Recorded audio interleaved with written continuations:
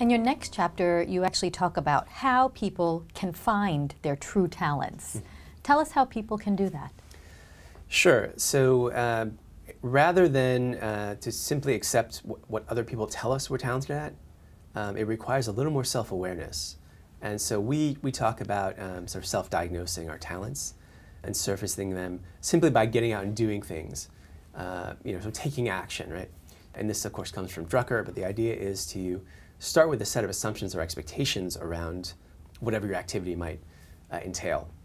And then, after a defined period, whether it's weeks or months, et cetera, to reflect on it and evaluate your learnings. So here are your expectations, here's your evaluation, this is what you learned from it. And in that process, you're going to gain a sense of, maybe I actually do have some talent here and this is worth pursuing. Or, honestly, you know what, my talents don't lie here, or my interests don't lie here.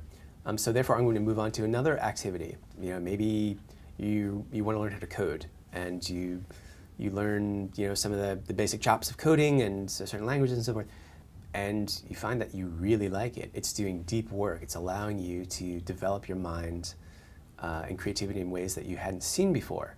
Well, that should be validating for you. Or maybe you're terrible at it and you hate it, and you shouldn't waste another second on it. But it's only in going through that exercise, evaluating it in an honest and transparent way, regularly and consistently, that you'll know, I've actually learned something from this experience and has validated my talents. And it doesn't have to come from the outside, which is nice to have that validation, but it's not always real or true. The more accurate way to do it is to do it on your own. And again, you don't need a lot of time in a day or dedicate so much of your resources to discover this, right? Not at all. So I would, the simple mantra we say in the book is apply the 10-minute rule, which is to do without judgment. Put yourself in this temple of doing. It's often best to do it early in the morning when your mind is clear and you haven't gotten sort of bogged down by the priorities of work. But there are other ways. You might dedicate, instead of taking a lunch hour, maybe it's a learning hour, right, where you self-diagnose.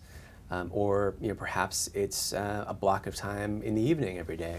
Everyone's different, and if you're going to do it at the workplace, I think make it part of the conversation around, again, empowerment. If you're a leader or speaking from HR, power hour, if you will.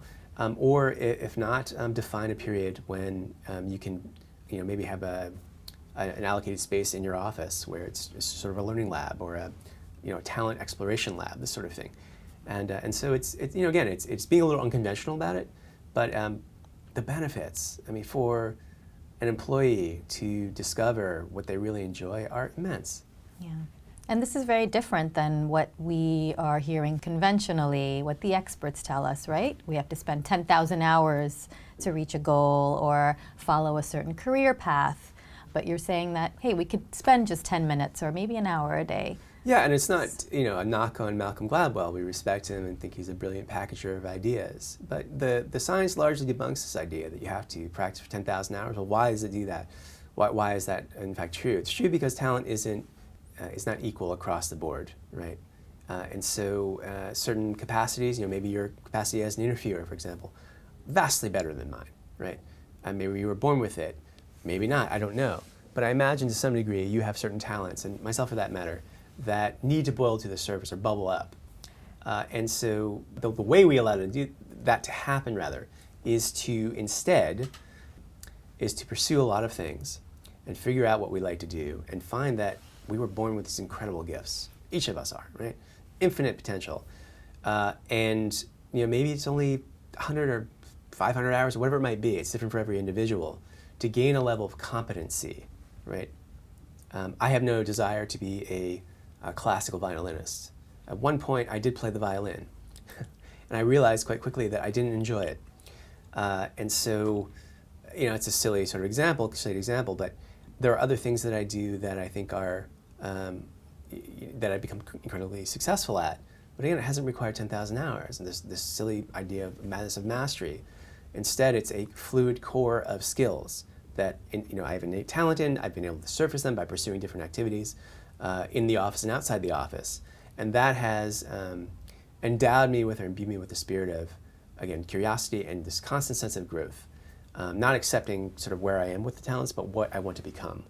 And I think that's what we want to encourage our employees to do, Because not only does it give them a sense of, I can do this, I can accomplish it, I'm confident, but also that we're constantly growing in our identity and we're constantly changing and shifting and growing and into the people we become as professionals and as artists and so forth. And that's what we want to nurture.